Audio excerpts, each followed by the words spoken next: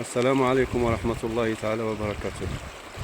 اليوم نحن 13 أبريل 2025. تشاهدون الآن مخلفات الأمطار التي سقطت أيام 11 و 12 أبريل 2025، وهذا ما تبقى من الشعاب، حيث أنه الحمد لله أمطار غزيرة. وليلة البارحة وصباح اليوم 13 4 2025 دازت واحد الرعدة قوية بزاف هنا في الرشيدية.